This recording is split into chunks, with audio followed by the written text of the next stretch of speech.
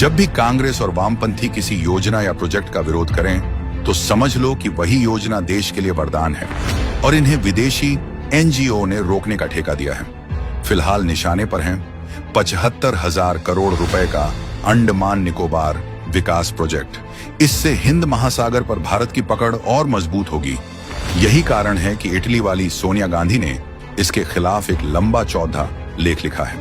तर्क दिया जा रहा है कि यह प्रोजेक्ट वहां रहने वाले आदिवासियों और जंगलों पर खतरा है।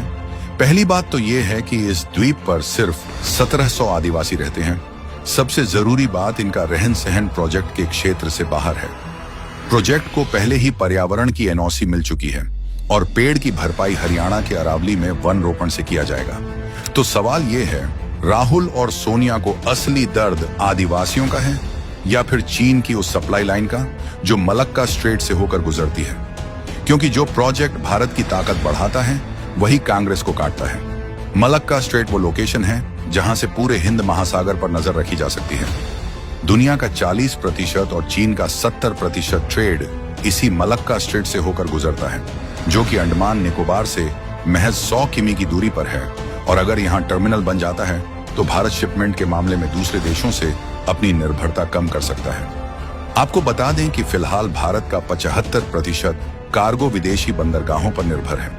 इसलिए भारत ग्रेट निकोबार द्वीप पर एक बड़ा deep water international container transshipment terminal बनाने की योजना कर रहा है, जिसका विरोध करना यानी भारत की आत्मनिर्भरता का गला घोंटना है।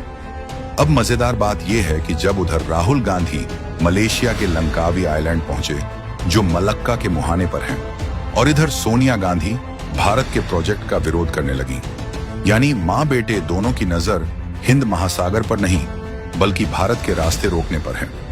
गौर करने वाली बात यह है कि 2004 की सुनामी में निकोबारी लोगों के पुराने गांव तबाह हुए थे।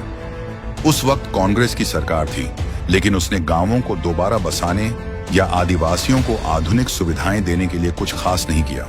अब जब सरकार सड़क, बिजली और कनेक्टिविटी की बात करती है तो कांग्रेस इसे बड़ा खतरा बताती है। विकास प्रोजेक्ट का विरोध करने के मां बेटे तुरंत आगे आ जाते हैं, लेकिन पूरे भारत में लाखों आदिवासी हर साल कन्वर्जन, वक्फ बोर्ड की दादागिरी का शिकार होते हैं, लेकिन उस पर ये मां बेटे की जोड़ी कभी आवाज नहीं उठाती। तो सवाल ये है, क्या ये सचमुच आदिवासियों के लिए चिंता है या फिर चीन के लिए मोहब्बत? ये आप तय कीजिए।